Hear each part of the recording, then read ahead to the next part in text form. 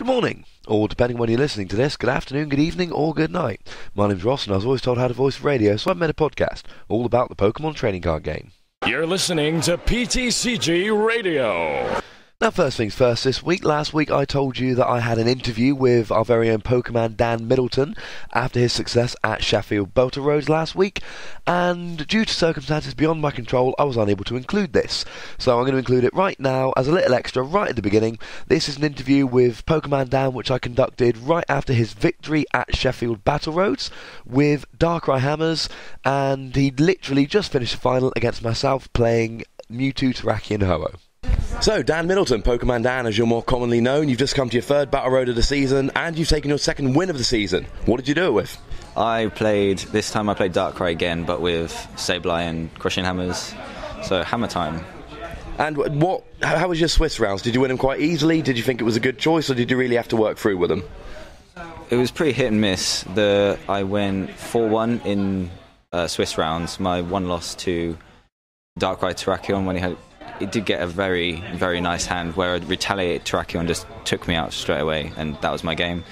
Another one, I was 6-1 down against a Garchomp and had to come back against that, which was a pain, but Sableye saved me there. How did Sableye save you in that game? Just getting back. I had to keep getting back random receivers, and he had no, what's it called? He had no Altaria in play at the time, so only doing 60. So that saved me just that one time. That one Sableye saved me. Good call. So Darkrai Hammers, do you think that's a good play at the moment, or is it a little bit risky? Is it a little bit dependent on the matchups, or is it one that you think you can go into any tournament and do well with?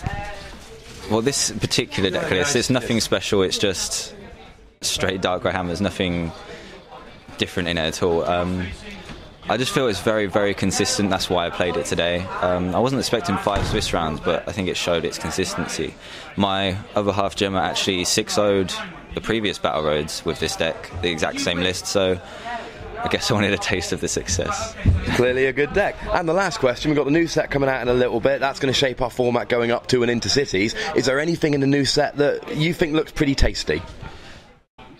Definitely Landorus, the new form Landorus. Seems pretty powerful. Quick, cheap attacker that resists lightning. It's got to be good in this format.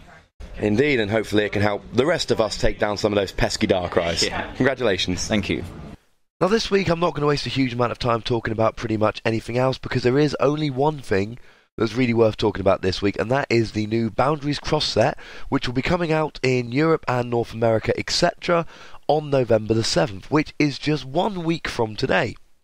Now I am recording and uploading this on Halloween, so I know I probably should do some kind of Halloween special, favourite ghost Pokemon, what ghost Pokemon you should play in the TCG, etc.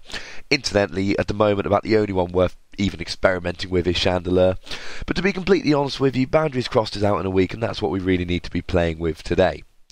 So, that's what I'm going to be focused on. It is going to be a set review. I'm not going to do it in 2 halves and finish it next week or anything like that. I'm going to run through the cards which I think are the most important ones you need to be aware of, and I'm not going to focus so much on the ones you don't need to be aware of. Also, some cards, they have an interesting ability but a rubbish attack, I'm just going to be focused on the ability. I'm going to be trying to give you the information that I think you need. So starting off, Boundaries Crossed is the biggest set we've had for quite some time. It weighs in at 149 cards plus 4 secret rares, giving us 153 in total. The general reception, however, around the interweb has not been particularly favourable, but I'll talk more about that in a minute. What you need to know right at the outline, there are a bunch of secret rares. There is a Golurk, the one which is quite good for killing evolutions because it does 60 and removes the top level of evolution back to your opponent's hand. There is an Altaria, the one which has been particularly good with Garchomp at times this season. There is a Rocky Helmet, and excitingly for me and other people that enjoy this, there is a secret rare Terrakion coming out. And if they are listening, hello to Phil and all his friends working in the guitar making shop who know nothing about Pokemon but listen to this because they know me and enjoy podcasts, and always cheer when they hear the word Terrakion. It's a little bit confusing to me, but apparently it's the only word that they recognise. So hello, Terrakion. And there's also a bunch of full arts coming this set. We have got a full art Bianca, a full art Cheren, and a full art Skylar, all making an appearance in this set. Add that to the full art N that we've already got, and the only ones we need are Hugh and Juniper. Having said that, to the best of my knowledge, they haven't been released in Japan yet, so we're not going to get them too quickly. So starting off, we can have a look at the trainers, and like I said last week, we are getting some, quite frankly, junk reprints. We're getting Energy Search, Great Ball, Pokeball, Potion, Rocky Helmet and Switch, all of which, although not necessarily terrible cards, we've seen time and again. All of them were printed at least in black and white. We've got legal versions of all of them, and they've been included at the expense of some pretty darn good trainers, but I think I moaned enough about that last week. We are getting some new ones though. We're getting a Spurtius City Gym. Now this is a gym card, a stadium if you will, which gives each colourless Pokemon in play, as with all stadiums, this works for you and your opponent, it gives all of them plus 20 HP. Now this is potentially useful, but there's not a huge amount of colourless Pokemon seeing play at the moment. The two I think this could be mostly good for are Tornadus EX, which will give it 180 HP, make it slightly more difficult to kill, and Regigigas EX, which would give that a whopping 200 HP. And remember that Regigigas has its Raging Hammer attack, which does 50 damage plus 10 for each damage counter on it. Makes that potentially more powerful. Having said that, with the amount of fighting we've got running around at the moment, Terrakion, etc., it's not that useful because it can be easily one-hit KO'd. However, were you to have this in play, your opponent would need a plus power to get rid of your Regigigas in one turn, and if you were to then put, say, an Eviolite, they would need a Tall Scrapper and a plus power, or they would need 2 plus powers. So potentially you could throw this out there in front of a Terrakion, betting that your opponent won't hit it, and double plus powers are much harder to come across since we've lost Junk Arm, and then actually use that to set up a really big KO on an EX or something, or to stop your opponent using Terrakion. I don't think that's going to work. It's about the only use I can see for it. But Tornadus CX needs a stadium out to do 60 for a double colourless, and this will give him an extra 20 HP. I don't think it's as good as Skyarrow, which gives him free retreat, but there's a little bit of potential there to do some good. We're also getting Hugh. Hugh is a supporter card, which reads, each player draws or discards cards until he or she has 5 cards in his or her hand. I.e., if you've got less than 5 cards in your hand, you draw until you've got 5. If you've got more than 5 cards in your hand, you discard until you've got 5. The problem is, most people nowadays were using supporters for draw, and Hugh is like Bianca, but you draw to 5 instead of drawing to 6. So it's not going to be a huge amount of good for actually drawing these cards. So, little bit of potential there, but not great. Where there is far more potential is as a disrupting tool. So for instance, if your opponent has 8 cards in hand and you play a Hugh, you may only get to draw 1 or 2 cards, but your opponent is going to have to discard 3. Now they do get the choice of that, so it limits the disruption slightly. It would be better if you could randomly discard cards from your opponent's hand, or it would be slightly broken if you could look at and discard cards of your choosing. However, for something like a quad deck, you could be running, say, 4 Pokemon, Terrakion, Durant, something like that, and if you were to mulligan, say, 3 times, and your opponent started with a lone basic, then they would have 9 cards in hand, which means if you were to then go first and play a Hugh, your opponent would not only start with only 5 cards, but they would have to discard 4 cards. It's very niche, and it's a little bit limited, but there is some potential there. One good item that we're getting, potentially good, is Town Map. And Town Map basically says that you turn all of your prize cards face up, and they remain face up for the rest of the game. Now this works a little bit like the old Alpha Lithograph that people used to play in Durant. It means that when you take a KO, not only are you getting an extra card, 2 if you KO an EX, but it means that you're getting to choose what cards you're taking. So if you haven't got a supporter, you can take a KO knowing you've got a supporter. However, your opponent will also know, and that's potentially very, very bad, because if you haven't got a supporter and you take one from your prizes, then that is inviting your opponent to play an N. Now, if you've only got, say, 1 or 2 prizes left at this point, then your opponent's going to end you down to 2 and you're likely to be drawing dead. Whereas if you draw a random prize, your opponent may want to save the N for slightly later. The other problem with Town Map is that it is your classic 61st card. Being able to know what your prizes are potentially quite useful, but a lot of the time we would rather have something like an enhanced hammer, or more likely a supporter, a 4th catcher, a 4th max potion, etc. So some potential there, but it's not likely to be great. In terms of regular trainers, my pick for the best in the set does go to the new supporter Skylar. And what this says is that you search your deck for a trainer card, reveal it, and put it into your hand. Now I am 90% sure here that when it says trainer, that includes trainer supporters, trainer items, trainer stadiums, etc. It means that you can get any of them and put it into your hand. Now this appears very good, but interestingly I have spoken to a friend of mine who's played over in Japan, and he informs me that pretty much the only thing he's ever used it for is grabbing another supporter. Now that could say something about his playing style, but he is a very good player, he has played at Worlds, so the chances are that Skylar is actually being a little bit overhyped. Personally, I like it.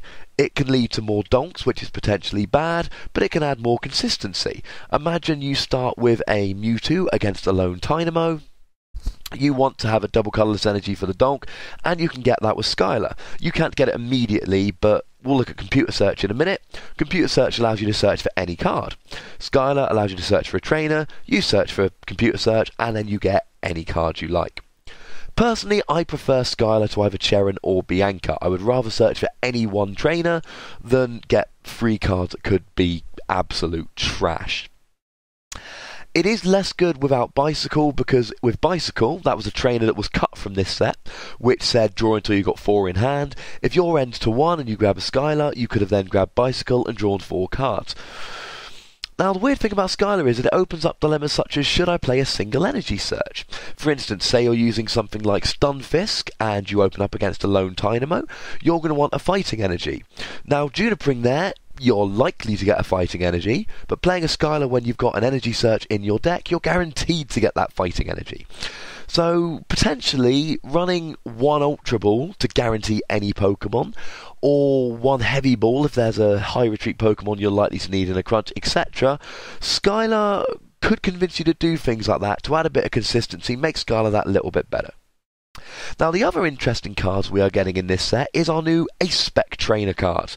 These are the shiny ones, and you can only put 1 of any Spec in your deck. So, although you can only have 1 computer search, if you have computer search, you then cannot have any other Spec. Now we're getting 4 of these. They're a Crystal Edge and Crystal Wall that I've spoken about before. They're specifically to help Black and White Kyurem. I don't like them. I don't think they're great. I'm not going to go into any detail. We've got Gold Potion, which allows you to heal 90 damage from your active Pokemon, which is actually not great because it only works on the active.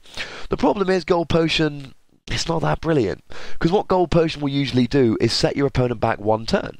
Their Darkrai hits you for 90, instead of killing you next turn, you heal the 90 and they take 2 more turns to kill you.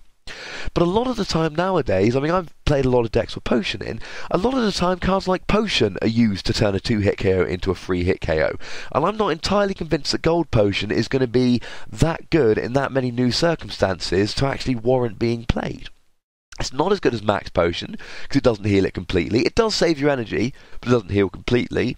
Most of the time, and you'd be surprised, think about this when you're playing your next few games, you'll be surprised how often 90 damage isn't really that much better than 30 damage, because in essence, it's not really the amount of damage you're healing, it's the fact that you're putting your opponent back a turn. Yes, if they're sniping the bench with something like Darkrai, you could put them back 2 or 3 turns, but if they're sniping the bench, Gold Potion won't work because it only works on the active. I don't like Gold Potion. And that leaves Computer Search, which not only is it then kind of best by default because the other 3 are a little bit pants, but Computer Search is wonderful. Computer Search reads, discard 2 cards from your hand, search your deck for a card and put it into your hand. It allows you to search for any 1 card. And remember, this combos with Skylar, so you can use Skylar to get Computer Search, or you can use Random Receiver to get Skylar to get Computer Search. And this means that if you need 1 card turn 1, you can get it. If your opponent has got 1 Squirtle out, and you can do that damage, you can search for a catcher and get it. If you've got the KO but you don't have a DCE, you can search for a DCE and get it. I do think Computer Search, along with Skylar, is going to increase donks a little bit, but it's going to add consistency. And the fact that it can be searched out with Skylar doesn't mean we're going to get that ridiculous situation of first one to draw their Computer Search wins, because if you're playing enough Skylar, you can get it anyway. However, if you're not playing Skylar, then it does really turn into first one to get their computer search has a huge advantage. The other thing computer search does is it adds another card which can allow you to discard cards, and if you're playing electric decks and Darkrai decks, and they're the two best decks in the format at the moment, you're going to want to discard often and early, and computer search helps. The last thing to say about computer search is that although you can only use it once per game, it can be gotten with Sablei's Junk Hunt. That means that you can use it, junk hunt for it, use it, junk hunt for it, use it. You're not going to be able to keep up discarding 2 cards for the entire game, but it does mean that those Darkrai decks for the first turn or 2 are going to have a huge advantage. So, with the trainers out of the way, it's time to look at our EXs we're getting in this set. And to be frank, I am mostly underwhelmed by these EXs. We've had a lot of very playable EXs coming along ever since they started in Next Destinies, and most sets have had 3 or 4 really good EXs, and then some like Reshiram who just aren't that good. In this set, I really do believe that there's 2 that are good, 1 that's alright, and 3 that are pretty pants. So let's have a look at the pants ones first of all. Starting off with Celebi. It's 110 HP, it's grass. Its attack is alright. It does 60 for grass and 2 colourless. Now this could be put in a Darkrai Hydration deck where it could use Blend Energy, and it's too weak. Because you could use it to kill Terrakions, but you'd need a plus power to kill the Terrakions because 60 isn't enough, and you're using that in a deck where there aren't room for plus powers. So if that was 70 or 80, that would be better. As it is, 60 HP from a grass Pokemon isn't really going to kill much, and you could put free energy on a Darkrai and be doing 90 to the active and 30 to the bench. It does have a very interesting ability called Time Recall, which reads each of your evolved Pokemon can use any attack from its previous evolutions. So again, in something like Darkrai Hydreigon, you could use Dino's attacks or Wireless's attacks, but I've had a good look and I'd really struggle to think of a time when you'd want to. Celebi is one of those cards where it's very interesting, but actually when you think about it, it's bad. And the worst thing I can say about Celebi is that it's got 110 HP and it gives up 2 prize cards. By the time you've got free energy on it, your opponent's Mewtwo needs double colourless plus power or free energy to KO it. Bouffalante's going to one-hit KO it. Tornado CX with plus power is going to one-hit KO it. Any Ho-Oh deck can easily KO it with the Ho-Oh because it's weak to fire. It's just a little bit pants. It does have a resistance to water, but Keldeo is going to eat it for breakfast anyway, regardless of that resistance. Interesting, not worth playing. We're also getting the first lot of EX cards of Black and White Kyurem. Both of them 180 HP, both of them Dragon Pokemon, both of them, there's just nothing in them. I mean, if we start off with Black Kyurem, it's got a moderately interesting attack called Dragon Fang, which does 60 for a Lightning and 2 colourless, so potentially you could stick that in an Eels deck. The problem is, you've got Raikou EX, who does 30, which is less than 60, as I'm sure you know, but it does it for just a Lightning and a colourless. And the second attack on Raikou is that brilliant one where you snipe for 100. Black Kyurem EX's second attack does 150 for a Water, 2 Electric and a colourless. And the problem is, in this format, 150 isn't enough. It's not going to KO any EXs other than Dragon Wand that it hits for weakness anyway, or things like Shaman and Celebi. And if you're struggling to one-hit Shaman and Celebi, your deck's probably not all that good. White Kyurem EX, however, is even worse than that. It's got 2 terrible attacks, and you need fire and water energy, which is it's just bad. I mean, Ice Burn, its second attack does 150 and now burns it, which means if they flip tails on burns and they've got 170 HP, like for instance Tornado CX, then they will die. But it's just not good. The moderately useful one is Cresselia EX. Now this has an ability called Sparkling Particles, which heals 10 damage from that one Pokemon between turns. It's not amazing, but it's going to heal 20 by the time it gets back to you, so it's better than nothing. It's alright. It's got an attack which does 90 for Psychic, Colourless, Colourless, Colourless. Now that in itself isn't very good. However, the energy can be provided in a Darkrai Hydreigon deck, 3 Dark, 1 Blend, And 90 is enough to one-hit KO a Mewtwo. Not only that, but if you use that attack, then the following turn, Cresselia has no weakness. So a Mewtwo that then hit it the next turn with a DCE would only be doing 120, and would need a further 3 energy, or 2 energy and a plus power, to one-hit KO Cresselia. So there is some potential there in terms of a Mewtwo counter within Darkrai Hydreigon, but that's really the only thing it's good for. Going on to the good Pokemon EX, we have got Keldeo.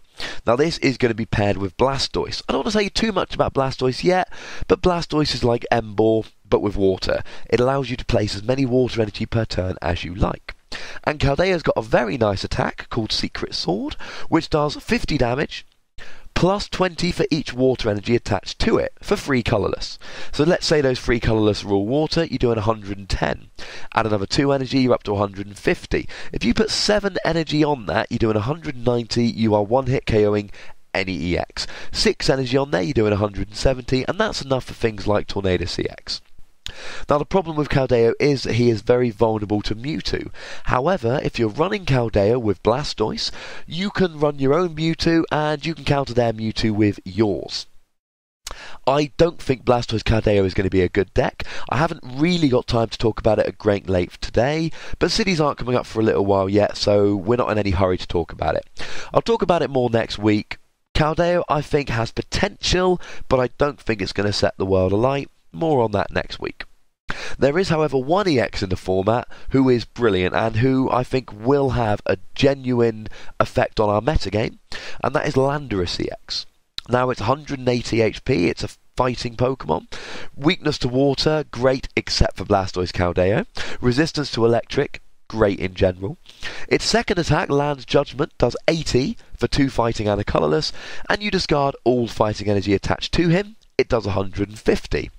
Which, again, 150 is this number they keep giving us on these Pokemon, which isn't actually enough to one-hit KO the EXs. It will, however, one-hit KO any non-EXs, including Blastoise, wink wink, and it will definitely one-hit KO anything like Darkrai, regardless of how many Eviolites and such it's got attached to it. The problem is, Landorus nowadays, you haven't got that energy acceleration. So you've got to discard at least 2 energy, 3 if you only put fighting energy on it, and they're going to be hard to get back. If we had Ether in this set, that wonderful trainer that allowed you to discard energy from your deck, as long as there was an energy card on top of your deck, that would help to get Landorus working turn after turn. As it is, that second attack isn't great, but when we've got Ether, I expect to see it being used a lot more. What is amazing is the first attack. For 1 fighting energy, it's called Hammerhead. It does 30 damage to the active, and it does 30 damage to one of your opponent's benched Pokemon. This is wunderbar. It does 60 turn 1 to a Darkrai. It KOs a Dark Dino. And yes, your opponent can then just switch to Dragon Dinos instead, but remember that everybody's playing Dark Dinos because a Dragon Dino is one-hit KO'd by the regular Rayquaza. So nowadays, Dinos ain't safe no matter which one you play. Regardless, you can start spreading early. We've seen over the last few months how good that extra 30 damage from Darkrai has been at spreading. We've also seen things like Stunfisk. It can KO a Tynamo and do 20 to something else turn 1. I've certainly used that to great effect in a number of decks, as have other people. Landorus is like that, but better. Now it does give up 2 prizes, and it is weak to water, and water is about to see a big increase in play when Blastoise comes out, but it's still particularly good. And if you come across something that's playing 60 HP basics, maybe Empoleon, maybe Darkrai Hydreigon, then you're going to be able to KO 2 of those 60 HP basics turn 2. And if you go first, they are not going to have a chance to evolve before you get 2 hits in. The second attack is going to be good down the line, but the first attack is rather darn good now. And that's the EXs. So what I'm going to do now is I'm going to run through the rest of the set. Now there are a lot of Pokemon in this set. There are some which are absolute junk, some which are very good, and some which are alright. I'm going to run through the main Pokemon, and I'm just going to focus on the things that are good. And I'm going to go through by type. Now, grass Pokemon is where we start because they come first in the set, and there is a lot of potential now for a good grass attacker. People are going to be playing Blastoise, weak to grass. They're going to be playing Keldeo, weak to grass. Terrakion will continue to see play, weak to grass. We don't have a good grass attacker. We have Cypher that came out, I think it was in Dark Explorers, which does 60 for free Colorless, but as I talked about with Celebi, 60 at the moment is just a little bit too low. We need 70 or 80. This set is not going to help us very much at all. We've got Vileplume, and this is one I talked about before. Vileplume has an ability Allergy Panic, and this means that all weaknesses, both yours and your opponent's, are ×4. Now this opens up some funky tricks with cards like Sork, who does 20 for a fighting energy. With Vileplume, he does 80 for a fighting energy. There's a Basculin, which I believe does 20 or 30 for a water energy, which goes up to 80 or 120 with a water energy. What you would do is you would play smaller basics with 1 energy attacks, and you would run a toolbox type deck, blend energy, prism energy, etc. And you would just be trying to either KO smaller Pokemon in 1 hit, or 2-hit basics, or 2-hit big EXs, but 2-hitting those EXs with a small basic. It's got potential and people are going to play it. But the problem is, you're relying on a weak stage 2. Now, Oddish has gone from 40 to 50 HP, meaning it's no longer KO'd just by a Mewtwo DCE, but it's still incredibly fragile. Your own Pokemon are going to have 4 times weakness, they're going to be easily killed, and the only way to make this deck work is to run smaller Pokemon with 1 energy attacks. And the problem with that is that your opponent is then going to have a lot of easy prizes. Potential, but it's not going to be great. Running off the same evolution line, we have Blossom, which has got a very interesting attack called Grass Knot for a single grass energy. It does 10 plus 20 for each retreat cost. So, for instance, against a Terrakion, it would be doing a base 90 times by 2, it would do 120. So again, there's a little bit of potential there. It 1-hit KOs Terrakion. It 1-hit KOs Blastoise for a single energy. It only does 100 to Keldeo, and it only does 140 to Terrakion EX. I say only. It doesn't 1-hit, but it does pretty good. But, again, you're working on a stage 2. You're coming off quite a small 50 HP basic. It's not that great. Another Pokemon that is heartbreakingly close but no cigar is Tangrowth, which it's a stage 1. And for a single grass energy, it's got the attack 100 Furious Lashes. It does 30 damage times the amount of grass energy attached to it, which in theory can 1-hit anything. You get 6 grass energy attached to it, it 1-hits anything. You get 3 grass energy attached to it, it's 1-hitting Keldeo EX, it's 1-hitting Terrakion EX. The problem is we don't have grass acceleration at the moment. We don't have Ether yet. We have Ho-Oh, but Blastoise is going to make things awkward for Ho-Oh. If we still had Celebi, Tangrowth could potentially be very good against things like Blastoise, Keldeo, but you're still running a stage 1 there. It means you've got that 80 HP Tangler, which can be killed quite easily. It's just come out in the wrong set, to be honest. There is a Shaman as well, which bears looking at. It's got Call for Family. Search your deck for 2 basic Pokemon, put them onto your bench for just a colourless energy. The problem is Emolga has this exact same attack and it doesn't have a retreat cost. Shaman does. Emolga also has resistance to fighting, which when you think of all the turn 1 Landorus attacks there are going to be, it's a bit of a no-brainer, I'm afraid.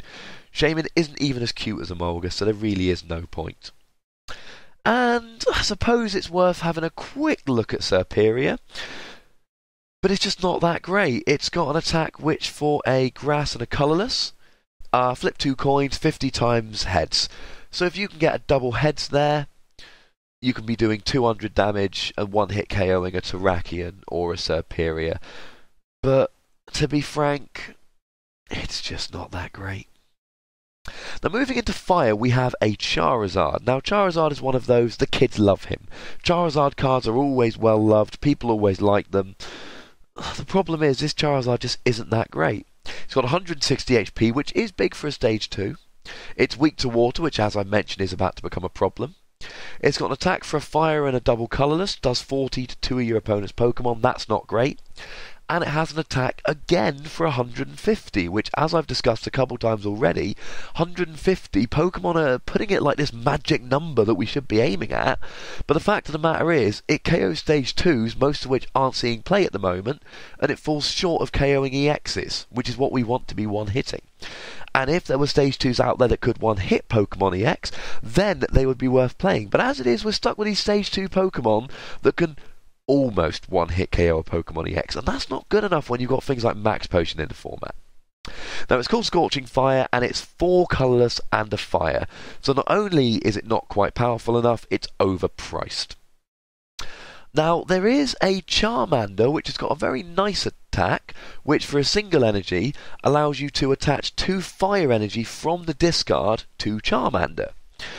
And in theory, so turn 1 you put an energy on Charmander, turn 2 and then you put more energy on him, so you got 3 energy. And then the next turn you rare candy into a Charizard, attach a DCE, and there is potential there to be doing 150 damage on turn 2. However, you need to get 2 fire in a discard turn 1, and Darkrai and Eels players will tell you that's not all that easy a lot of the time. You've got to hit that rare candy Charizard turn 2, which is easier now that we've got Skylar. Use a heavy ball to get Charizard, or just use Skylar to get the rare candy. But even so, it's just not quite good enough. What I do like the look of is Camerupt, Stage 1, 130 HP. It's got an interesting attack called Fire Shard for a fighting and 2 colourless, which does 60 plus burn and on a coin flip paralysis. And we've already talked in the past couple of weeks about how some Darkrai decks aren't playing paralysis. 60 plus poison and paralysis, there's potential there. However, it's a Stage 1 and there are better things to be doing with your time. There's a new Victini coming out. It's quite bad. He can draw a card for a colourless energy, but that's about it. There is a new Darmanitan coming out. It's a Stage 1 again, but for a colourless energy, it's got one of those infinite flipping attacks. Flip a coin until you get tails, does 20 damage for each heads. There is potential there. If that attack was on a basic, I would be tempted to roll the dice, for want of a better pun. But as it is, it's on a Stage 1, and it's very inconsistent. And the last fire Pokemon that's worth a look is there's a new Emboar coming out. And Emboar can do 120 for 2 fire and 2 colourless, and you discard an energy. The problem is 120, it doesn't one-hit the non-EX big basics, and it doesn't one-hit most of the Stage 2s. So it's not a huge amount of point. Not only that, but remember the non-ability Emboar from back in the original Black and White set, which can hit for more than 120, and it really does make me wonder why we'd bother with this Emboar. So now we move into water, and when it comes to water, there is one Pokemon that we really need to worry about, and that is Blastoise. It's got a terribly named ability, Deluge, and although it's got a terrible name, it's got a good attack. It's just like Emboar's Inferno Fandango, but with water instead of fire. Place as many water energy down as you like. Hurrah! Its attack is alright. It does 60 plus 10 more for each water energy. It costs 4 energy, but it can power itself up. Weakness to grass is pretty good at the moment because we don't have any good grass attackers, and it's got a high retreat cost, which can be a bit of a pain, but then again nowadays high retreat cost also means feel free to get it with Heavy Ball. Now this combos nicely with Keldeo. Now I believe when I talked about Keldeo earlier, I forgot to mention its wonderful ability, which is basically a switch which only allows you to put Keldeo active. So if somebody catches up your Blastoise, you can put your Keldeo right back in the active again. So actually that high retreat cost means you can get it with Heavy Ball, but Keldeo's not going to leave it stuck in the active. So that's potentially pretty gosh darn good. The Squirtle from which it evolves has an ability which means it cannot be touched on the bench. And the Wartortle, if you have to use a Stage 1, has a attack which gives you immunity on a coin flip. So they are giving us a chance to get this Blastoise out and rolling.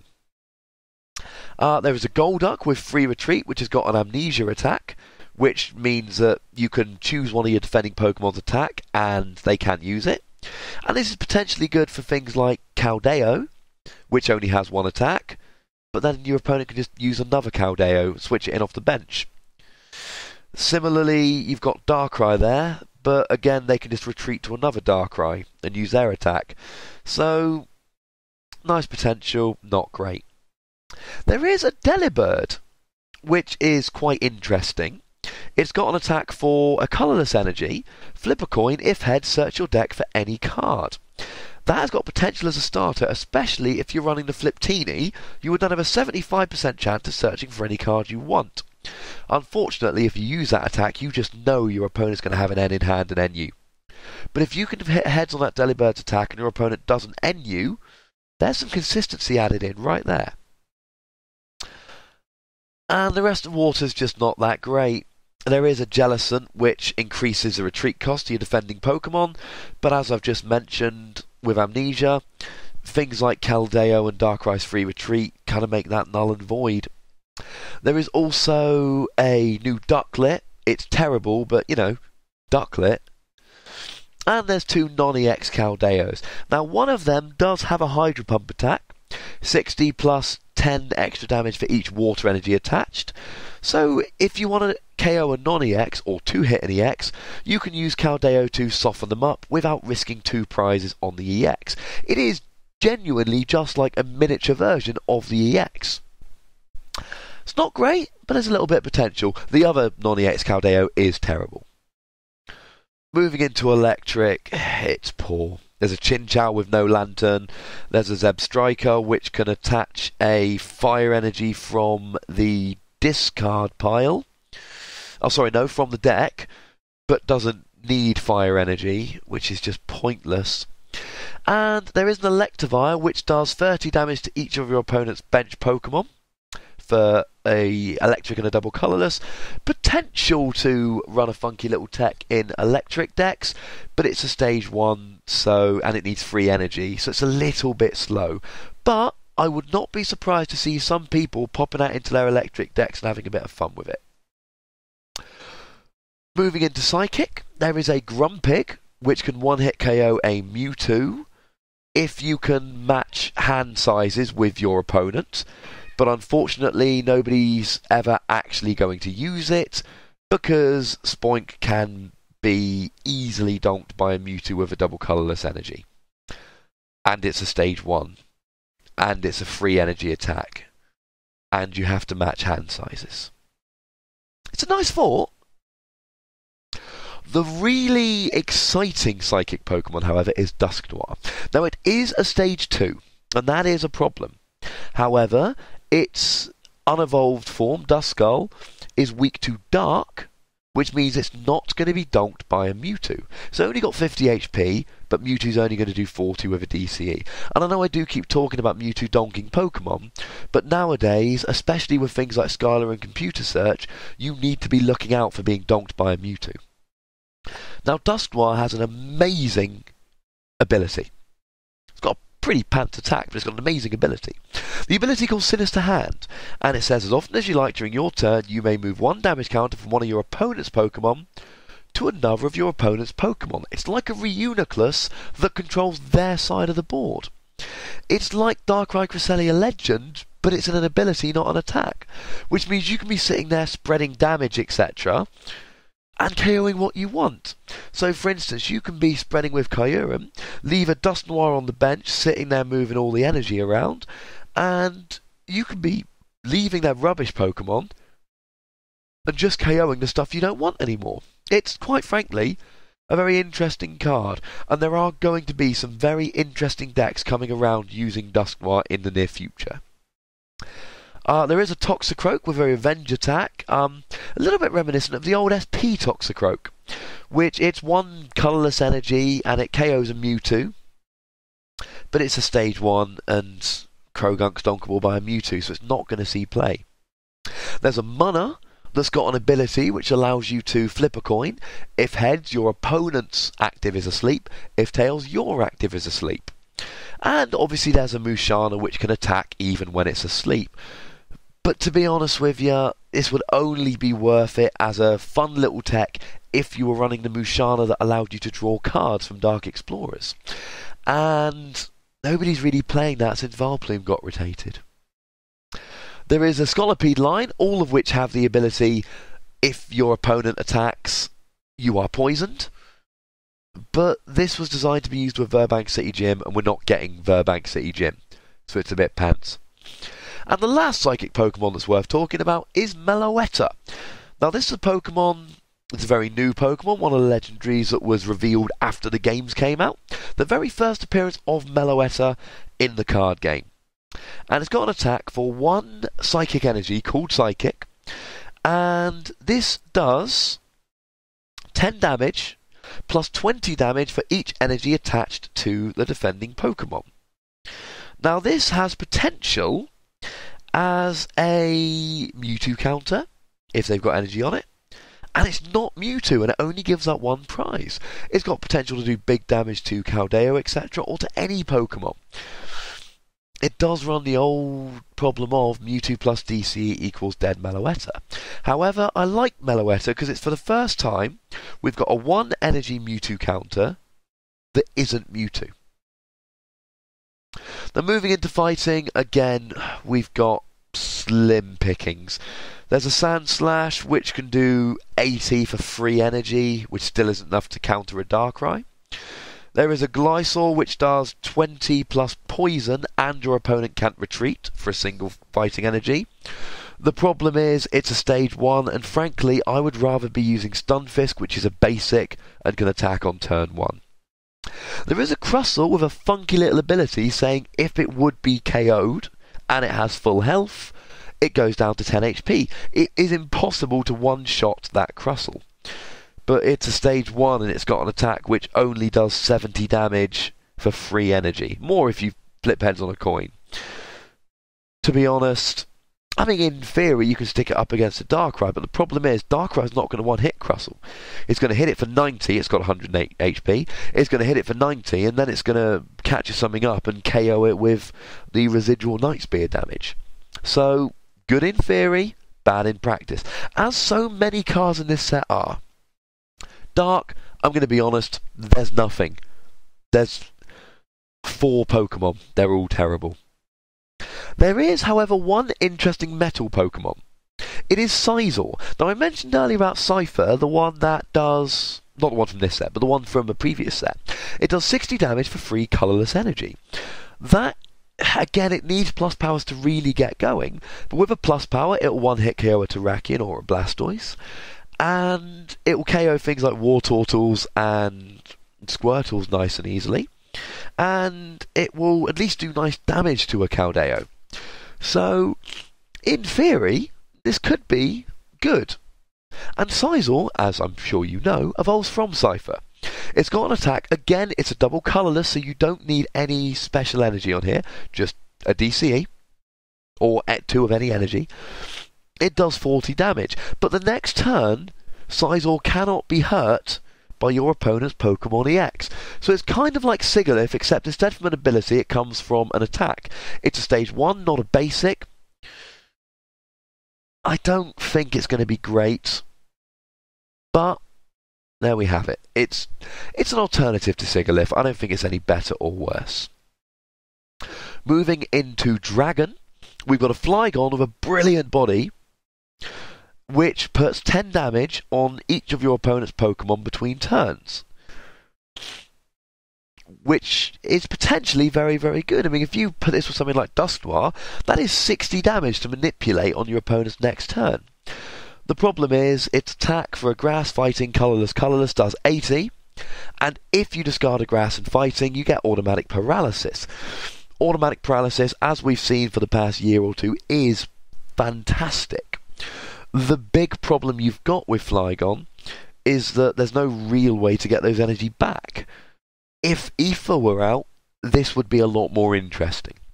As it is, it's a nice one to put up. If you've got it on your bench, it's nice to put up after a KO. Your opponent takes a KO, and you put up Flygon. Each of their Pokemon takes 10 damage between turns. So you do 10 to everything. there are some creative uses out there, but the format is not nice for Stage 2s at the moment. The only other Dragon Pokemon worth talking about are the non-EX Black and White Kyurem. I'm going to be frank, they're a bit terrible. Non-EX Black Kyurem can one-hit KO Dragon EXs, but it's going to take a Lightning, Water, Colorless. And the same Pokemon can be one-hit KO'd by a non-EX Rayquaza for just a Fire Lightning Colorless. So it's doing the same job with 10 more HP, and it needs more energy. And finishing off then, we've got Colorless, and I'll be nice and quick with these, because most of these I've talked about before. We've got a Raticate. This has got the brilliant attack for free Colorless energy, which allows you to take your opponent down to 10 HP. Doesn't matter what they start with, they go down to 10 HP. But you need to do that extra 10 HP. Now this could be comboed with something like Amoonguss. You evolve the Amoonguss on your bench, your opponent is confused and poisoned, you take it down to 10, the poison damage kicks in and they die. But you need something like that to put that extra 10 on, otherwise Max Potion ruins your plans. You also got a 60 HP Stage 1 evolving from a 30 HP basic. It's a fun Pokemon, and it's one that you can mess around with at League, but honestly, I don't see much potential in it. It's fun, it's never going to work. Now, in terms of other colourless Pokemon, we've got Ditto. I've talked about this before. I don't like it. I might dedicate more time to it in the future, but I don't want to talk about it today. There's a Snorlax. I love Snorlax. Snorlax is rubbish. There's a Dunsparce, which draws 2 cards for a colourless energy, but we've got better starter Pokemon. There is a Delcatty, which allows you to attach energy from your, I believe, from your deck. Yes, from your deck. But again, you're talking about a Stage 1 and you're using an attack. It's just not good enough. There's a Lopunny, which for a single energy on a coin flip can heal 60 damage from each of your Pokemon. But you've got to get a Stage 1 out, and you've got to use your attack, and you've got to hit a head. Even with Victini out, that's only a 75% chance. And I know 75% is high, but that gives a 25% chance of effectively, well, not effectively, of not attacking that turn. And it's not good enough. Sorry, it's just not. There's an Aldino, which has got an interesting body, which allows you to play it like a trainer card to heal special conditions, which is pretty funky. I don't think it's actually going to see any play. And you remove 10 damage as well as removing special conditions. But again, I don't think people are going to put it in their deck because it's just not that great. And the last Pokemon, and this got my award for Lovable Rogue when I looked at the Japanese set, is Stoutland. It's got an ability whereby if Stoutland is active, your opponent cannot play any supporter cards. It means they've got to find a catcher to bring up a bench Pokemon, or they can't do anything with it. The problem is, when I looked at Stoutland before, I missed a very obvious thing, and that is that Stoutland evolves from Lillipup, and Lillipup has got 60 HP and a ×2 weakness to fighting. That means Landorus is going to donk him. I really want to be able to run a Stoutland deck, and I am considering if I can qualify for Worlds before Nationals. I need to keep my good run going. I'll need to top 4 cities and 3 regionals, but if I can do so, I think I might go to a Battle Road and run Stoutland just to say that I've gone to a Battle Road and run Stoutland, and then just cross my fingers and hope to God that I don't hit a Landorus, or maybe put some water Pokemon in there for Landorus. But I do want to run this, and if I can qualify before Nationals, I will find a little Battle Road a week or 2 before, and I will go and play Stoutland. But I just don't think he's going to work. And that, ladies and gentlemen, is the Pokemon that you should be looking out for from Boundaries Crossed. This is going to be the longest podcast I've done so far, but the alternative was to not give you all the information you needed, and that is not something I wanted to do. There are a couple other things I want to tell you about the set before we go. The reaction on the internet to this set is not good. The trainers they've taken out, people are annoyed about, people are not loving it at all. People are somewhat upset. And I don't blame them, because they've taken out good trainers and replaced them with rubbish ones. I think this set is not trash. This had potential to be a set where you had to have a box. Every so often you get those sets where there's 3 or 4 good trainers, where you need these trainers. Things like Black and White, for instance, where you needed these trainers. and you're going to have to buy a box because you need 4 Juniper. And you need all these other cards. You need 4 of them, so you've got to go buy this set. This could have been one of them with Aether and Skylar, etc. It's not. There are potential here. We've got Blastoise, Keldeo, Landorus, and Computer Search. Those 4 cards are brilliant and do have a huge amount of potential. Those 4 cards alone almost justify the set.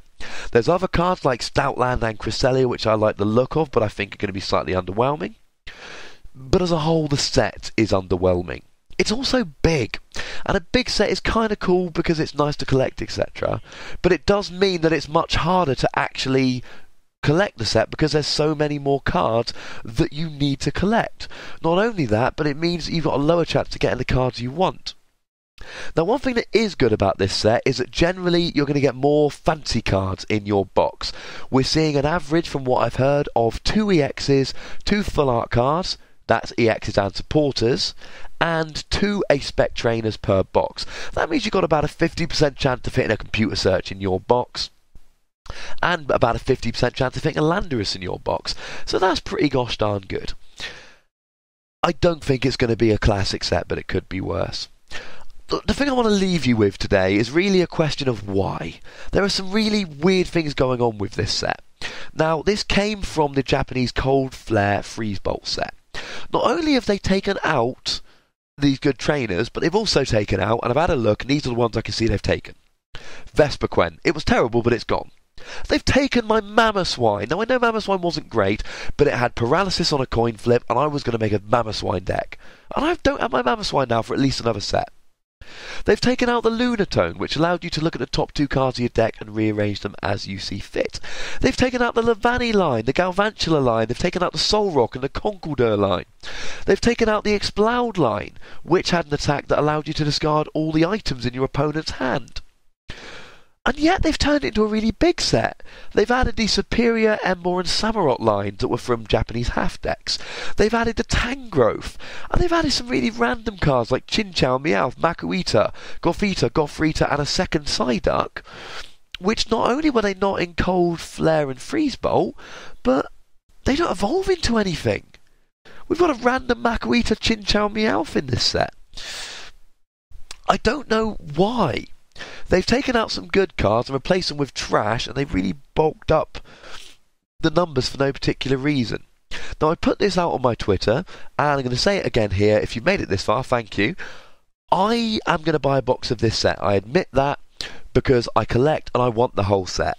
I have all the sets from Rising Rivals onwards sitting in a binder. I will complete this set. But I won't be buying random packs, and if you're not a collector like me, if you're just a player, I would urge you to go out and buy singles. I want these sales figures to be lower for this set than others, because I want us as players to send the message that actually, why don't we just get the cards as they're printed? I'm fine with a bad set if that's what we're supposed to get, but deliberately manipulate the order we get the cards to make the set worse, I don't like that at all. Anyway, this has turned into a very long podcast, but I'm hoping that you now know about all the interesting cards in Boundaries Crossed. I'm hoping I've given you some ideas, some extra information, maybe told you some things you'd missed, or some things that I'd found out on the internet that you'd been a little bit too lazy to look up yourself. And I don't blame you, this podcast took a very long time to research this week. Remember, if you disagree with anything that I've said, if you've thought some things that I haven't, if I've annoyed you or enlightened you, or you just want to say hello, you can get in touch with me in all the usual ways. If you're listening on YouTube, leave a comment below. If you are on Twitter, find me at @TheWassy, add me, say hello, send me a tweet. Or you can email me, as always, at ptcgradio@hotmail.co.uk. Thank you very much for listening. My name's Ross, and you've been listening to PTCG Radio. Well, thank you for that, Ross. It was both informative and stimulating.